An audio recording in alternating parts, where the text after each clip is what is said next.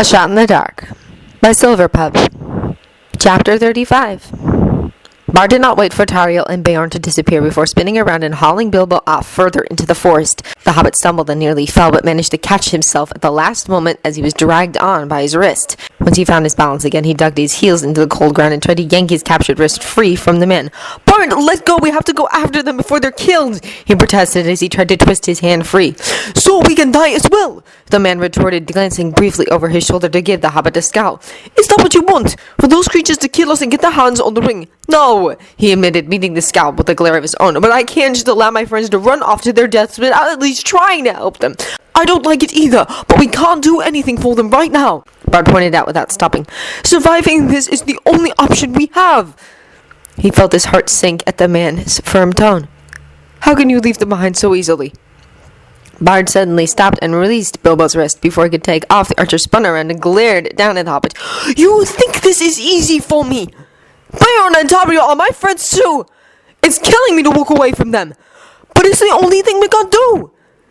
Bilbo bit his lower lip until it began to bleed. He knew Bard was right. He did, but that didn't make the situation any easier. He was leaving behind two friends to their possible deaths, and the knowledge burned him from the inside out. He was doing the very thing that he had set out to prevent.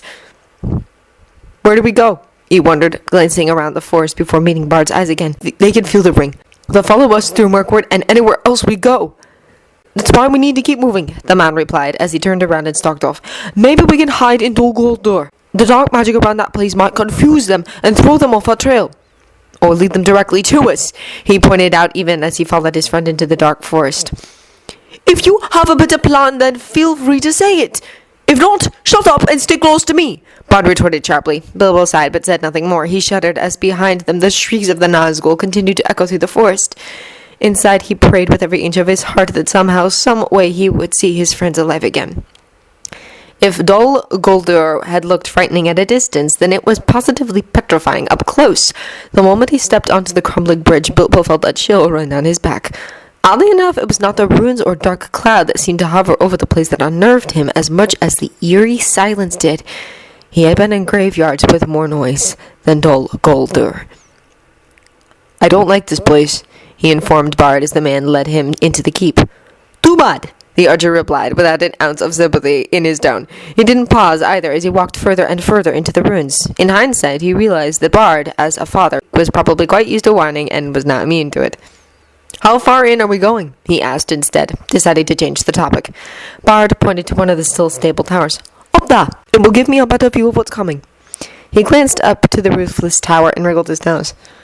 "I hope it doesn't snow again."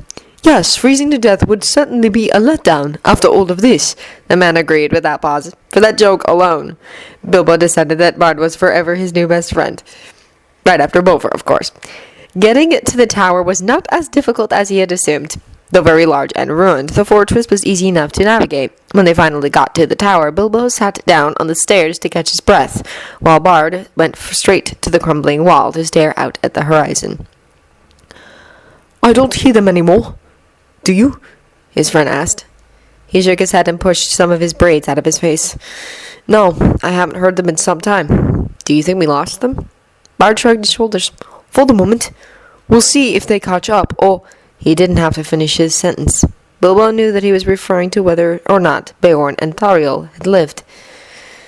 At the unspoken reminder of their possible deaths, he felt like his chest had become a hollow shell of bones and flesh. Losing a friend had never gotten easier, no matter how many times he experienced it, or how old he grew. Bilbo thought he could live to be Gandalf's age, and he would still feel like a gutted fish every time a friend passed away. "Do you think they'll make it?" he asked, turning his body sideways so he could lean his back against the wall. "They've both survived so much more for so long. Do you think they can make it through this?" "I think that between the four of us, they have the best chances," replied the man without looking away from the dark horizon. "Honestly, I'm more nervous about the Nazgul finding us. We do not have the best odds in winning against the Nazgul." Bilbo tilted his head back and studied his tall friend. In the moonlight, Bard's pale skin looked almost corpse-like, and he realized that the man had lost a fair amount of weight since they started their journey. It showed in little ways, like the sharp line of his jaw and the way the bones in his wrist stood pointed out. Bard had already sacrificed so much on this journey for him. Would he end up giving his life away too for Bilbo's sake? The hobbit swallowed and tried his best not to let his feelings overtake him. You can leave, you know. You have the best reason to survive. You can go back right now to Lakedown and your children with my full approval. Bard glanced over his shoulder to give the hobbit a dirty look. Will you shut up, please? I'm sick of your mouth crap. Stop being so selfless. It makes the rest of us look bad. Despite his best effort, Bilbo couldn't help but grin. I can't help it. I'm a fussy old hobbit at heart. When I look at you and the others, all I can think about is how many years you still have to live. I don't want to see those years cut short. I'm pretty sure Tauriel and Beorn have a few centuries on you, the man pointed out, rolling his eyes. And I'm not as young as you think. I probably have another 20, maybe 30 more years before I kick the bucket. Common folk don't get to live as long as them nobles. Maybe, he granted with a half shrug. But you still deserve to live them out. I certainly wouldn't blame you if you left. I know you wouldn't, Bard admitted as his face softened. But I would blame myself enough for the both of us. Oh. Bilbo blinked and for a moment thought he saw a glimmer of the Bard he once knew. The man who rebuilt Dale with his own blood and sweat, and who was remembered as its greatest ruler. A man who was willing to face Mordor in order to protect a friend, and who stayed by his side even in the face of death. What did I ever do to deserve such a friend? Bard, thank you, he said, leaning his head back against the wall. Thank you. Bard simply shrugged and gave him his boyish smile. No thanks necessary. This kind of stuff just comes with the territory of being friends. Beorn felt that empty cavern in his heart grow wider.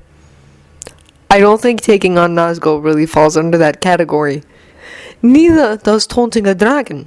But that certainly didn't stop you, the man reminded, rolling his eyes as he turned back to stare at the horizon. You should rest a bit. I'll keep watch for now. Bilbo nodded and tried his best to relax. Though he didn't think it was possible for him to fall asleep in such a dire situation, he still tried to rest and regain his energy. He would need all of it if he wanted to keep his friend alive. He did not know how long he was asleep before a strong nudge to his shoulder jerked him awake. When he opened his eyes and focused on who it was, he found Bard kneeling next to him with a harsh cast to his features. They found us, Bard stated bluntly. I'm going to stall them for the time being. You slip out and get out of here during the chaos. Bilbo blinked a few times as the words sunk into his brain. When he finally realized what the man was saying, he reached out and grabbed his arm and dug his fingers into cloth and flesh. Bard! Bard's face never faltered. Bilbo, we both know that this is the only way. Every minute I hold them back gives you another to run. But they'll kill you! The hobbit yelled, shaking the arm he was holding. You are no match for them, even if you weren't still healing from the last battle. Wow, thanks for that vote of confidence, the archer joked before growing serious again. Look, I'm not stupid. I know that this is only going to end in one way. But I have to do this because you need to live. Bilbo, not just because you're my friend, but because you are the only one who can protect my children's futures. But they need you now, he reminded, tightening his grip even more. Bard glanced away as he clenched his jaw. I know that. They've lost their mother, and now they're about to lose a father. But if my death means they get to live a life free of this evil, then so be it. I have a duty as a father to ensure that. Bard, I'm going now, the archer said firmly as he pulled his arm loose and stood up. Wait a minute before you leave. From what I've seen, there is a bridge in the bog that you can use to get through Mirkwood. Head north, like Tauriel said, until you find the elves. Bilbo said nothing as he struggled to find the words that matched his feelings. Bard was about to leave and die, just like Tauriel and Beorn, and nothing he said or did was going to change that. How could he even begin to express his sorrow and fear and guilt over such a sacrifice? How could he ever convince his friend not to face the Nazgul just for him? Most of all, how could he express the sheer gratitude that he had found such a friend who would do so much for him? But before he could voice any of this, because that was clearly his lot in life, Bard gave him one last smile before bounding down the stairs and out of view.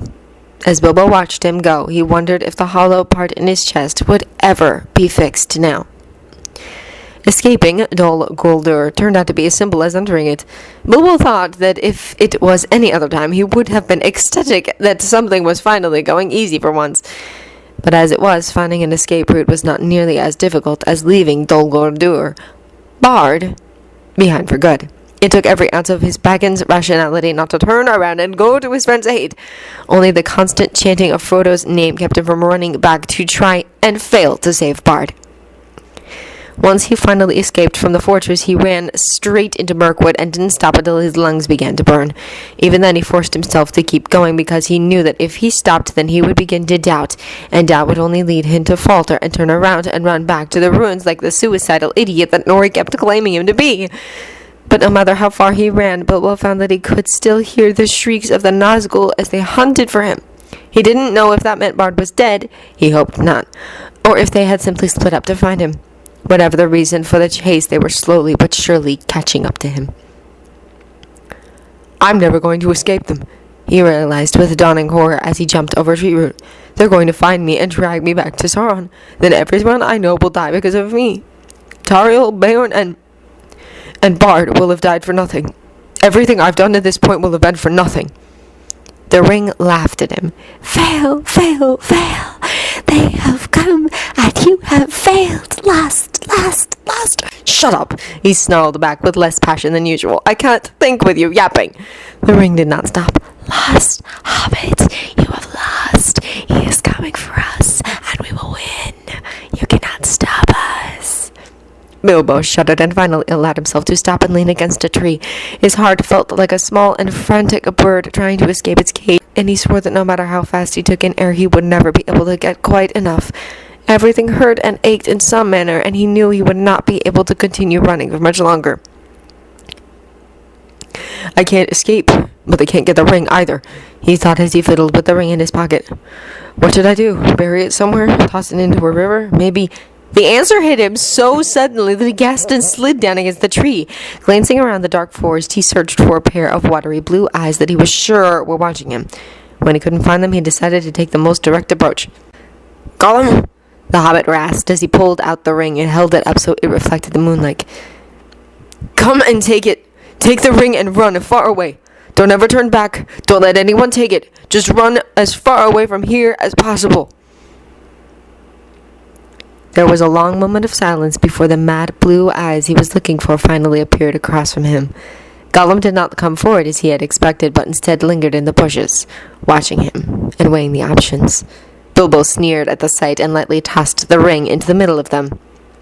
Take it and run, he ordered again, and this time the creature listened. Quickly and silently, the mad menace darted out and scooped up the ring before shifting back into the bushes. It gave Bilbo one last look with a glint in its eyes that he could not identify before disappearing for good. With both the creature and ring gone, Bilbo leaned back against the tree and sighed. He didn't know if he had done the right thing by giving the ring away, but he honestly didn't know what else to do. He was alone and defenseless with 9 ancient beings chasing after him. He no longer had any allies with him, was too far away to get help, and finally was growing too tired and weak to deal with the ring any longer. What more could he really do? I'm sorry, Bard, he thought as he closed his eyes and tried not to give in to despair. I'm sorry too, Tauriel and Beorn. You've all tried to give me a chance to run, and I failed. If we meet in the afterlife, please forgive me. Alone and lost, Bilbo silently listened to the cries of the Nazgul as they grew stronger and stronger with every minute.